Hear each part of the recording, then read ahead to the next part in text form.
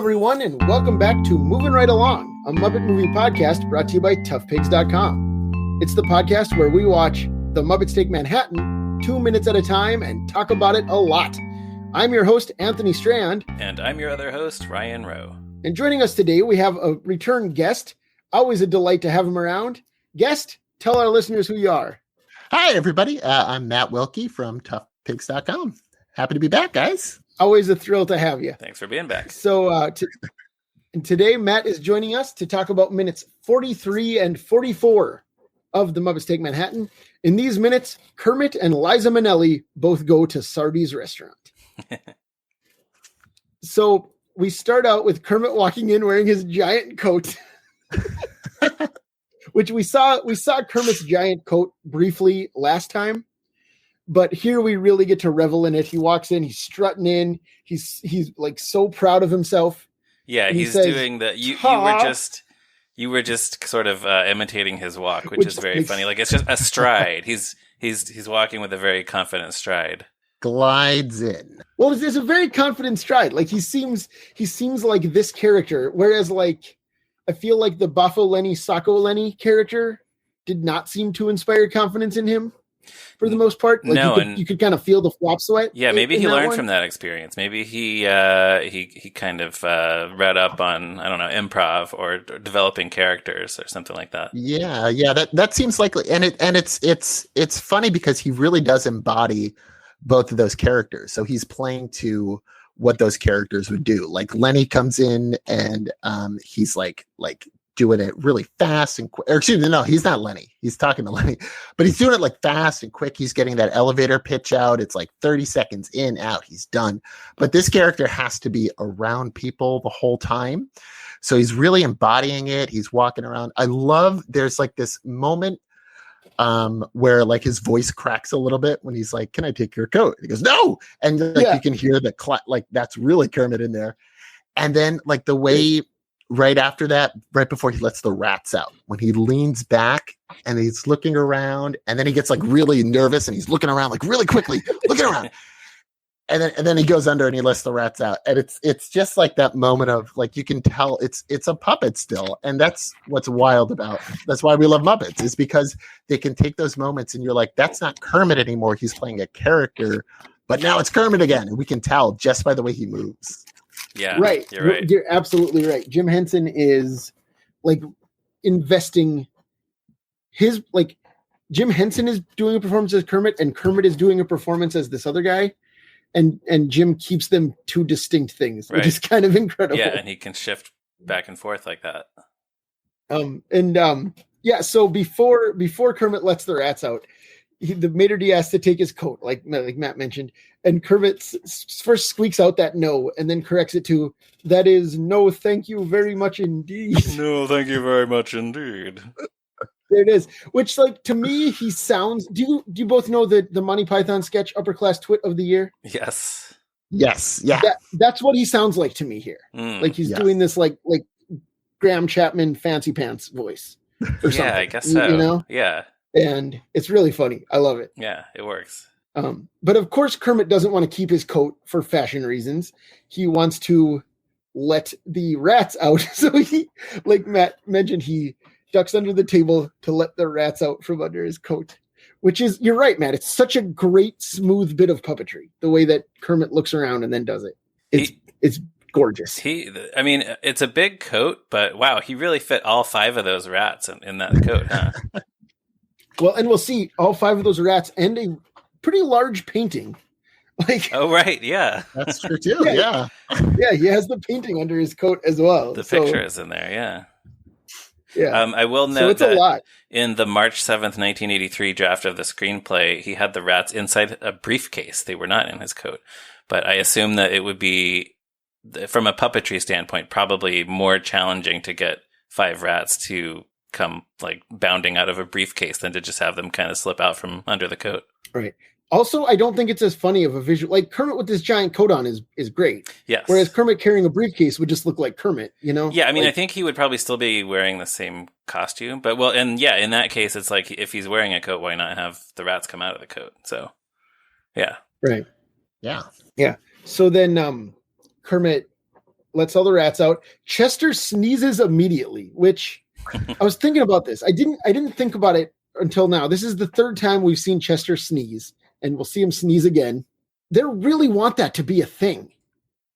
And I've never heard anyone talk about it, right? Like, no one, when discussing this movie, is like, I love that rat who sneezes all the time. That's true. He didn't really become like we never really saw him after this movie, so the sneezing rat didn't become anyone's favorite character. But it would have made for a good toy, though. They should have done that, where you squeeze it and it sneezes.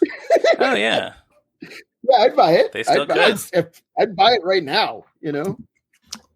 Let me call Palisades or Diamond Select. Diamond Select, yeah. Yeah. Let's get Diamond Select on the horn. Tell them to make a sneezing Chester the Rat toy. They could barely sell enough toys to get us a complete Electric Mayhem. They're definitely going to want to make the sneezing rat.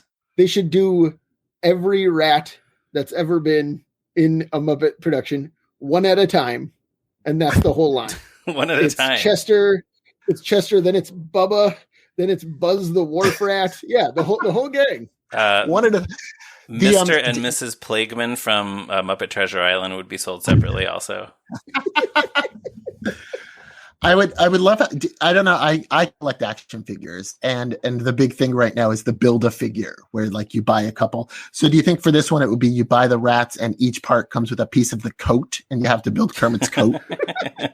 Sure. That's so exciting. Who doesn't want to just build a coat piece by piece? And it also comes with the mustache to put on your Kermit. Like the coat, the mustache is one of the parts. Perfect. Now you're talking. I think we should do it. I think we should pitch it. Speaking of costume accessories, I have something I noticed that I guess I hadn't any other time I watched this, is that the rats are all wearing masks. Did you guys notice that? Yeah, so I noticed that they all have like some sort of equipment that they never seem to use. Like Rizzo has a rope, like sort of slung over his shoulder, and it looks like he has maybe a tiny pickaxe and some other little tools. And yeah, all of them have these sort of accessories or equipment that then they never end up using for anything. So I'm not sure what that's about. Yeah, I wonder if it was like, oh, I'm sorry, Anthony, go ahead. Well, no, I was just going to say those would be ideal pack-ins for their action figures, but there you go. There you go. I wonder if that sequence was longer and they were like trying to do more things, like maybe go into the vents or something like that. I didn't notice the other equipment, but the masks stuck out to me because I thought to myself, why would the rats need to hide who they are?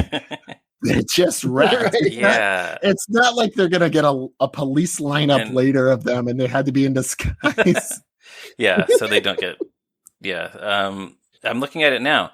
I had not noticed that even watching this, this clip many times. It's very small. They're like little gray right over the eyeballs. Sort of like in the style of the Ninja Turtles masks. Like just kind of tied just around that part of the top of their head. Yeah. Wow, I didn't notice either. But they also have very tiny heads. That is true. Yes, I think that's why I didn't notice. Yeah. Huh. It's an interesting decision. I do wonder how that happened and why it makes so little impact on screen. You know what I mean? Like, yeah. I wonder if they didn't even realize how little it would register until they'd shot it. You know? Maybe. Or something. Huh. Yeah, it's curious. Yeah. So Kermit does not just have 5 rats under his coat, as we mentioned. He also has a caricature of himself, because Sardi's, like we mentioned last week, is famous for its caricatures on the wall of entertainment figures. So Kermit pulls out a caricature of himself, which is painted by Jenny in the movie. But I checked Muppet Wiki again today. We still don't know who the actual artist was. Yeah, no, I think Muppet Wiki people have tried to figure it out, but that's still unknown. That's kind of surprising to me. Yeah, that's too bad, because it's great looking picture. What they should do is they should just crack it open and just look on the back and see if they signed it. They should. And speaking of seeing it, so the Kermit painting is still at Sardi's. You can see it. I don't know if Sardi's is open for dine-in right now during the pandemic, but when it is open for dine-in, you can see the Kermit portrait. It's on the wall upstairs by the bathroom. It is. And I know this because I went there with Ryan in 2013. We have And there's a I picture went somewhere there. of us posing in front of the Kermit picture. There's a photo. yes, you, me, and Joe Hennis all Yes. together, I believe. Yeah. What That's though, fun. Matt? When did you go? The last time I was in New York City, which was, I want to say 2018, somewhere around there, I went with my fiance and Dave Holteen. We met him in the nice. city, and that it just happened to be that where we were meeting was nearby, and I was like, I've never done this, and Dave did, me neither. Let's go do it. So we went, and it was a lot of fun. Yeah. Dave Holteen, another Muppet fan friend of ours, whose Muppet fan art would be familiar to anyone who frequents toughpigs.com. Right. And I think that's the thing. It's like, Muppet fans getting together in New York. At some point, you got to go to Sardi's and see the Kermit portrait. Absolutely. And that's why I picked this clip to talk about. So normally, a little behind the scenes for listeners. I know with the first Muppet movie and with Great Muppet Caper, it was kind of just like you guys had done a lot of people with just like plug and play, like, oh, this is when we're free, this is when you're free, we'll do it. But for this one, you asked me to pick like a clip or like an area of the movie. So I really thought hard about that, and that's why I picked this one, because I was like, this is one that I used to live in Philadelphia and other parts of Pennsylvania, so I've been to New York a bunch of times, but I never lived there.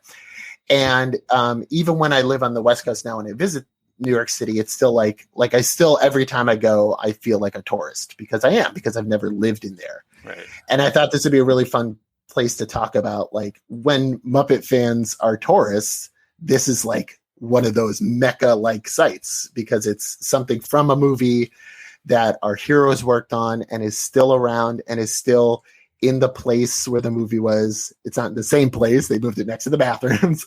But I just think that's really special. And that's something that a lot of people don't get to do with their favorite movies. Like, if you're like an animation fan, you can't just go. I mean, you can go to Cars Land in Disneyland. Yeah, but that's not where the movie Cars was filmed. Like, to mention both a fancy restaurant and rats, you can't go to Gusteau's in Paris. Right. There you go. Yeah. Yeah. So that was my intention behind this, and I'm glad that we all have our own little story of like, yeah, I went to Sardi's, I saw it, that's great. Yeah, it was.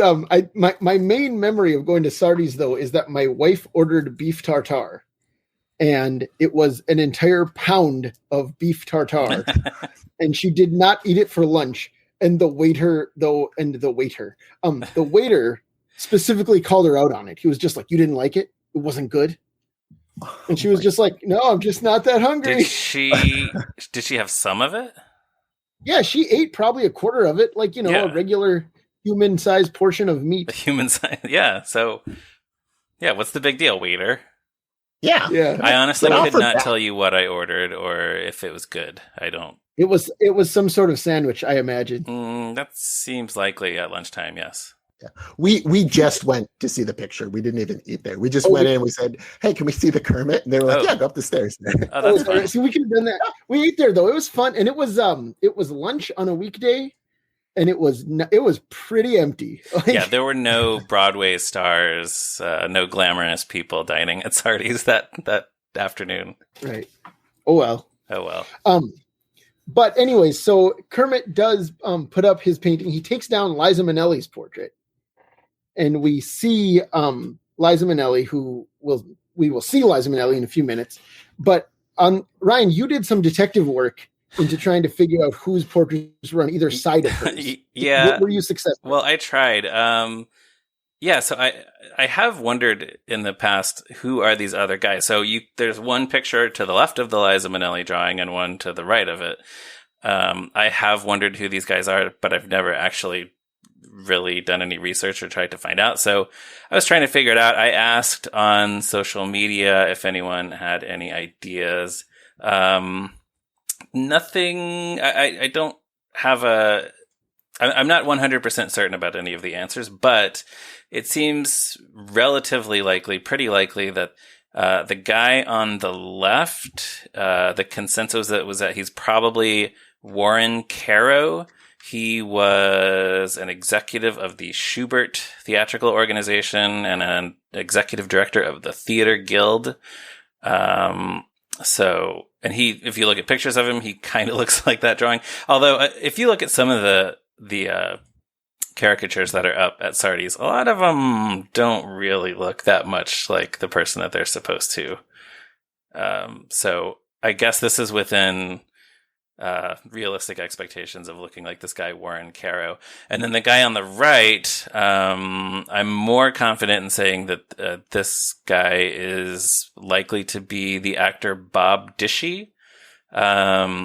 He was in a bunch of movies and TV shows. He never was like a really big star. He was just one of those guys who would be, he showed up in guest roles in a lot of TV shows and stuff like that. But I told people on Facebook and Twitter that I would give them credit for helping me figure it out. So even though I'm not 100% certain, I want to thank James Gillen Kosmatka, Galen Fott, and Joe Hennis for chiming in on that. Well, those are totally different than my guesses. Oh, really? Because I saw it on Twitter and I tweeted, I said, I have some guesses. I'm going to save them for when we record tonight. So my guesses were, and I think you said this too, Milton Berle. Yes, the guy on the left kind of looks like Milton Berle. But I mean, if you told me that it was supposed to be Milton Berle, I would go, oh, yeah, okay, that's fine. But doesn't really look like Milton Berle. Yeah, when you start to look at it for a long time, you're like, well, yeah, but no. And then the other guy, I had no idea. But the people that it looked like to me were funny. So I thought I'd mention them. So at first I thought it was young Elliot Gould. Okay. And then I looked closer and I was like, that's not it. And then I went, it kind of looks like Anthony Bourdain, but there's no way it's him because he would not have been famous at that time. And then the other person that for a minute I thought it was Danny Houston, who was in. Sure, I could see that. Yeah, that was the most likely one to me. But then I went back and I said, well, he didn't really pop until the 2000s. So he didn't really have anything there. So I was wrong. Yeah, I mean, but I wonder. I don't know for sure. I also got a few guesses for Jimmy Stewart on the left. I guess like maybe Jimmy Stewart in 1984 looked like that when he had kind of gotten older. Yeah, that was the other part of it was I was trying to be like, all right, I have to put myself in this place and time and see like who's famous at that point.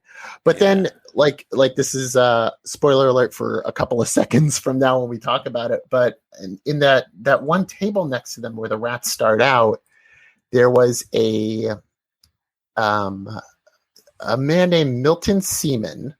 One of the actors, yeah. Yeah, one of the actors there who is just like famous for being in the Air Force at one point, I guess. So, but it says he did cameos in other movies too. So I was like, where are they picking these people from? Where, like, is it just? And then I was going like I went a little down a rabbit hole of like, what is Sardi's like? Like, do they have one caricaturist for everyone? Do they have different ones throughout the years? Do they have like what's the criteria if you're like famous in New York City or everywhere? And the whole thing was just fascinating because it seems like they just like put up one picture and then it snowballed from there. Do you guys know the history of those pictures? I have read about it before, but I don't remember any of it. I know that they've had like they tend to kind of have one in-house caricaturist at a time, right? And then that person retires or moves on, and then that makes sense. They bring in another one, right? That makes. I've never everything I know about Sardi's I learned from this movie. Right. You know, like, yeah. Except going there, I learned that the beef tartare portions are too big, but everything else I learned from this movie. So. And so should we move on? Yes, except to say that if anyone out there is more confident than we are about the identity of those two men in the pictures, please let us know, and I'll put an image of it in the show notes when I post this on the website. Absolutely. And so, anyways, the rats do get to work, as Kermit asked them to do. They start their whispering campaign. I love the touch that Yolanda tells Rizzo, "You start." Like... Which again, we've talked about how Yolanda in this movie is not the character from the 2015 TV show. True. Mm-hmm. Whereas, because like the Julianne Busher Yolanda would absolutely start, right? She'd be like whispering campaign all over the place. Yeah, she might she might push Rizzo aside to start. Yeah, she would. I could see her doing all of those things and then also demanding a producer's credit from Kermit. Yeah. Right, exactly. But so then anyways, Rizzo does start and he says, "Isn't that the rich producer who's investing in Manhattan Melodies?" And Yolanda says, "Yes, he's investing millions of dollars." Millions of dollars. Which I think Whisper Yolanda sounds more like Red Fraggle than regular Yolanda does. Yeah. Like especially there's the episode The Minstrels where Candace first comes to town, and the scene starts with Red saying, "I'm gonna be the first one in the pool today," or whatever, whispering, and that's on the soundtrack, so I hear it all the time.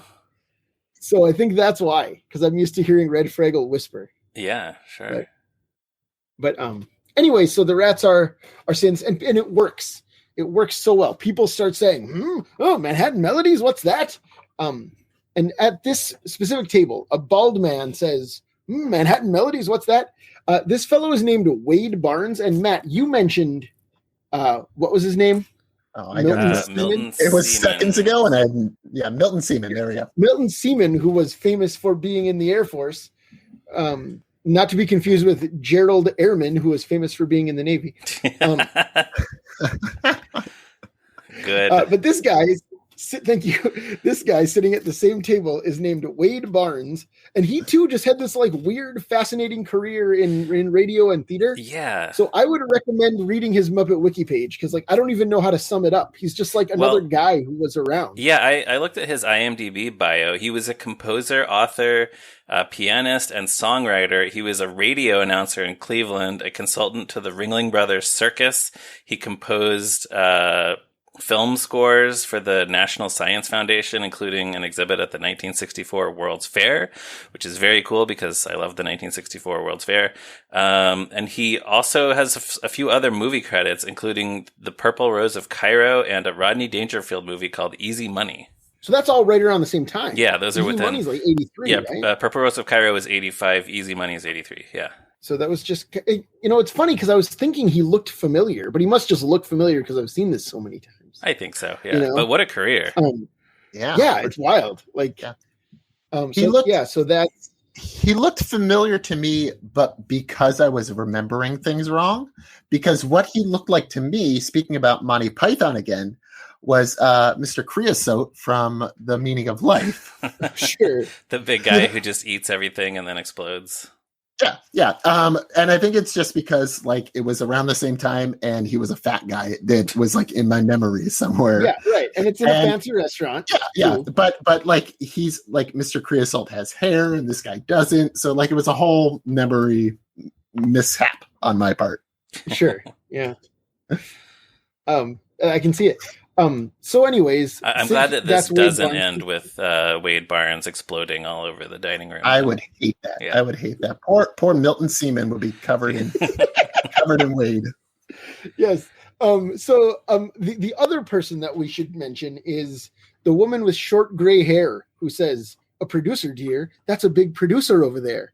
That is Jane Hunt. That's Richard Hunt's mother. Yeah. Jane, which is great. I love that Richard Hunt because we've seen a few other like family members of Muppet performers in the movies, right? Jerry Nelson's daughter was in Great Muppet Caper. Right. Heather Henson Melissa Whitmire was in this one. Heather Henson was in this one. I think Melissa Whitmire was in the crowd in this one too. Yep. But this is, as far as I know, the only parent of any Muppet performer who has appeared in a Muppet movie. I think that must be right. Yeah, I mean, as far as I know, yeah. Yeah. So that's exciting. Like I love that. I love that she's there. Yeah, it's great. Yeah. I mean, 100% any one of us, if we could, would put our moms in a movie. Oh, absolutely. Yeah. There you go. But yeah, so then people are just still people go nuts. People get Manhattan Melody fever. They can't wait. Yeah, there are a few other of these customers who are credited, but most of them don't have any information really about them that I could find online.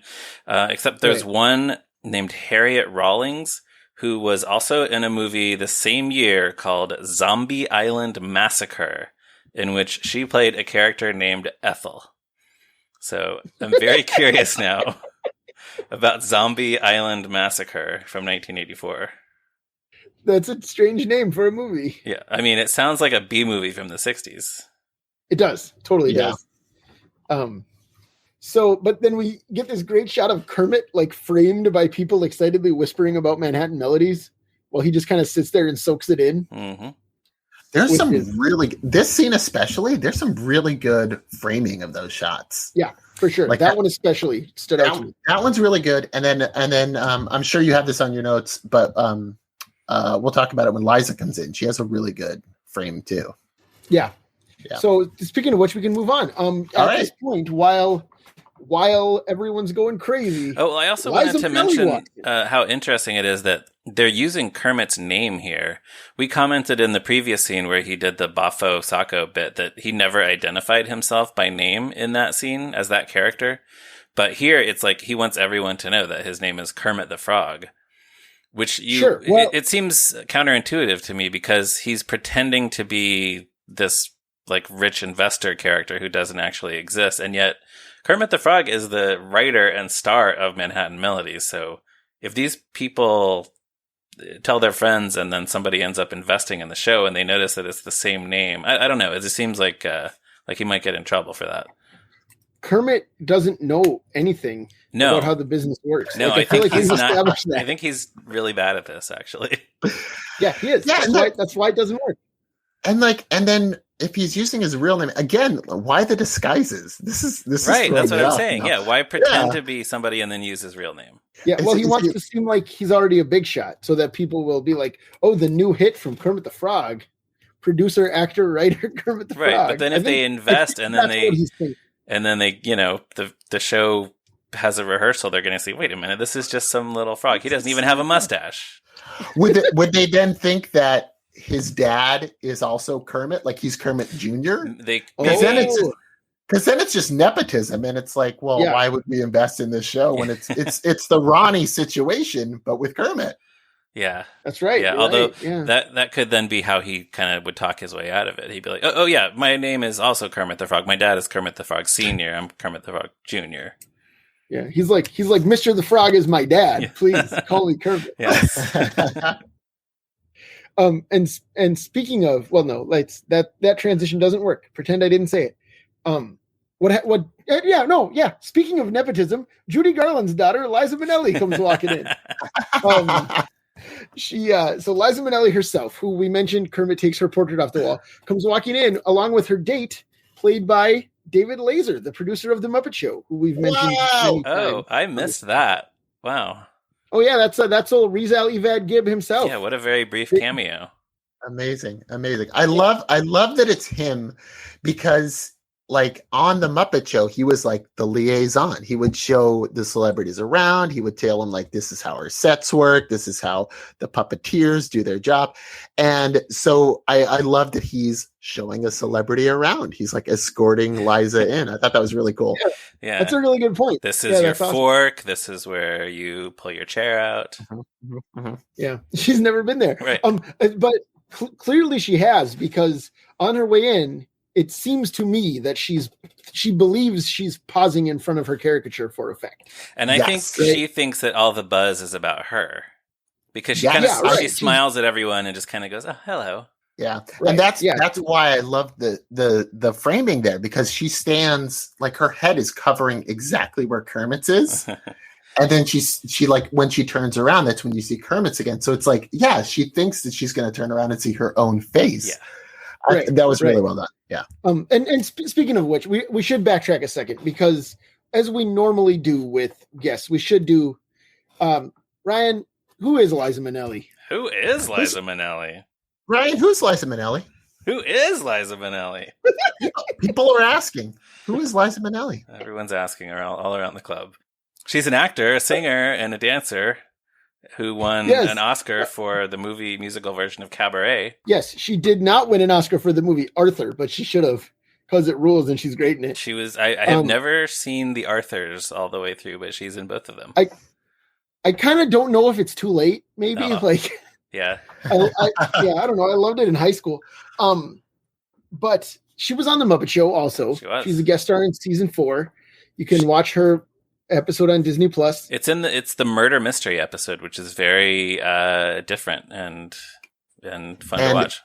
And by coincidence, it's the review that I did for that season. So that's nice. Yeah, so I know that episode well, and I love her death is one of the funniest things to me. And I still quote her all the time because when she's like dying, she's like, bye-bye, and just falls over. And the way she says it is so weird and so funny. I love it so much. Yeah, that's good. So as we're recording this, The Muppet Show is not yet on Disney Plus, but for our listeners in the future, it is. So go watch that episode, season 4, and then read Matt's review on toughpigs.com. Yes, do all those things. And then you can tweet at me and tell me your favorite way of dying. Please do that. So anyways, Liza Minnelli like Matt mentioned, she's surprised to not see her own face on the wall. And she calls Vincent over to ask, did I do something wrong? Vincent is, of course, Vincent Sardi Jr., the owner and manager of Sardi's restaurant. That's really him. And you know it's not Senior because he doesn't have the mustache. All dads have the mustache. Right. That's right. And he's bald just like Kermit. So another similarity. But so the restaurant was founded by his dad, but Vincent Jr. kind of made it into the Broadway institution that it was in 1984 and continues to be today. So he's really like, I don't know. I think it's fun that they have him in here and never identify him by his last name. Yeah, it's interesting. He's just Vincent. The audience will be like, oh, that's the Sardi's guy. I mean, I guess I don't know when I first learned that it was actually Vincent Sardi who owned the restaurant, but you can kind of use context clues to realize that this is somebody who works at the restaurant or is important to the restaurant. Right. And I will note that he died in 2007 at the age of 91.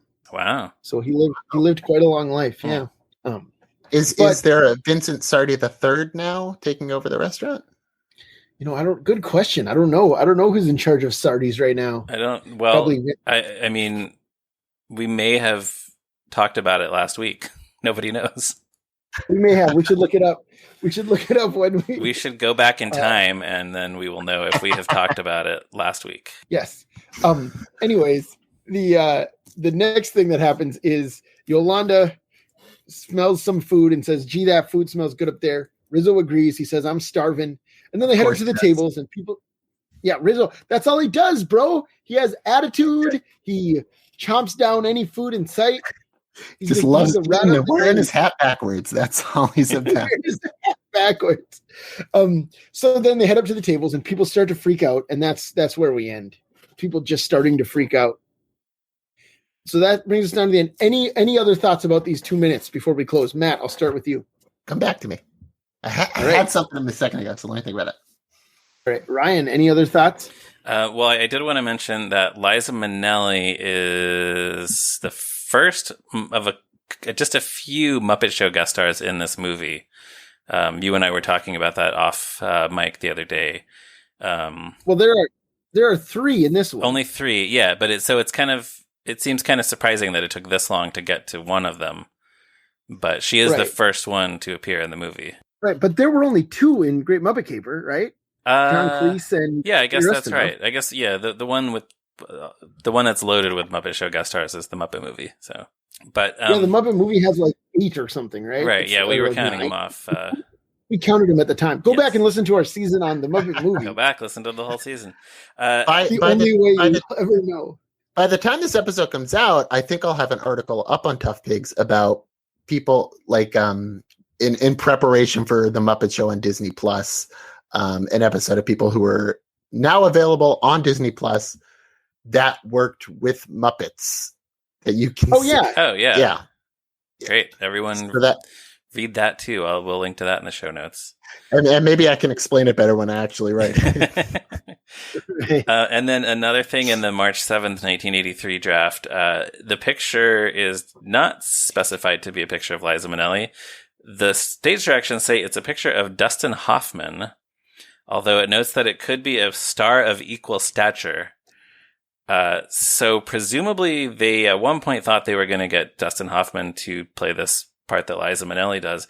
Although when I interviewed David Mish, who worked on the script for this movie, he's credited as like a creative consultant or something like that. He mentioned a different cameo that they had in mind for Dustin Hoffman. He said Hoffman was going to play a Broadway producer and planned to do an imitation of legendary film producer Robert Evans, who produced The Godfather, which he later did in the movie Wag the Dog. At the last minute, Hoffman decided it might be offensive to Evans and dropped out, following which all the other big names they had lined up dropped out as well. So that's interesting. And I guess I don't know if he was going to play a producer that got cut from the movie, or I don't know. It's just interesting that Dustin Hoffman might have played himself or might have played a producer and then ultimately didn't play anybody in this movie. Interesting that you say he was afraid of like offending Robert Evans, because there are like a million people who do Robert Evans impressions in Hollywood. Yeah, like Robert Downey Jr. has one. I've seen it like everywhere. But were they doing these impressions like on screen in a major motion picture in 1984? I guess not. Maybe not. I guess not. Yeah. But I also think it's funny. Sorry, I didn't mean to cut you off there. But I also think it's really funny that according to the team, that Liza Minnelli and Dustin Hoffman are on an equal level. Well, right, because the stage direction said a star of equal stature, and I guess. Yeah, I mean, I guess it's up for debate in 1984. I don't know. I think that's fair. She's an Oscar winner. Yeah, it's true. You know, I mean, like we mentioned Arthur. That's only a couple years old when they shot this. That was a big hit. Yeah, no shame meant there. I just think it's interesting that that's who they saw and then who they ended up with, because they're very different in a lot of ways. Yeah, they're very different. Yeah, absolutely. Very different types of performers and celebrities. Yeah. Right. We should mention that Kermit did work with Dustin Hoffman many years later in Mr. Megorium's Wonder Emporium. Oh boy. The greatest movie of all time. Where Kermit just does some shopping at the titular Emporium. Talk about weird cameos. Yes, it's very weird. And when I said that's literally all Kermit does in the movie, is they just show him pushing a shopping cart and he says, just shopping, just doing some shopping or something like that. I've never actually seen it. Yeah. I've never seen the movie. You saw it, Matt? I've seen the full movie. I saw it in theaters. That's how much I was actually expecting it to be like a new Willy Wonka type of thing. Like I thought this was going to be a really good movie. I don't know why. On the ground floor of a new classic. I was like, yes, I need to get in on this. And then I saw the cameo and I was losing my mind. Because you weren't expecting it. No, I wasn't expecting it. Nobody else. So I have the opposite thing where I went in to a movie to see a movie and then saw a Kermit cameo, and everybody else in the world said, I am never seeing that movie. I'm just going to watch the clip on YouTube. Yes. Right, that's what I did. Our friend who we previously mentioned, Joe Hennis, wrote an article about the movie at the time. I believe the title was Mr. McAllister's Wonder Disaster. Not a beloved movie. Not at all. No. Right. Now I think we should do it 2 minutes at a time though, because okay, let's do it. It technically qualifies as a Muppet movie. Yeah, you could just do that part. Just do one bonus episode on Kermit's 10-second cameo. We probably could and should. If you're listening to this podcast and you can hear me right now, I want you to tweet at Ryan and at Tough Pigs and at myself. # cover the Wonder Emporium. If we get a significant number of people who actually do that, then I would consider doing like you heard it here first, a bonus episode about Kermit's cameo, maybe. Yeah, I mean, I think we could. It's just also so short, right? That like what I said to just that's it. That's the whole cameo. Yeah. Like there's nothing else to talk about. Yeah, we'd have to think about that. Yeah. Anyways, it's so low stakes that it would be a blast. Yeah. Yeah. Yes, that's right. Well, maybe we'll have you back so that you can talk about your whole experience. I would love to. All right. So that brings us down to the end of another one. Unless, Matt, did you think of any other notes before? I didn't think of it. I had something earlier, and I'm sure I'll think of it in a week, and I'll tweet it out with the # cover the Wonder Emporium. The jerk store called, and they're running out of you. And speaking of in a week, you'll be back with us next week. So listeners, join us then when we will talk about the next ones. But for now, you can check out toughpigs.com on the internet, Facebook, Twitter. We're all over the place. You can email us at movingrightalong@toughpigs.com. Our theme music was written by Stacy Rosen. Our logo was created by Morgan Davey. And listeners, please, what you can do for us is give us a positive review on your podcatcher of choice and tell every single person you know to listen to Moving Right Along. And join us again next week for another episode. Goodbye. Bye. Bye-bye.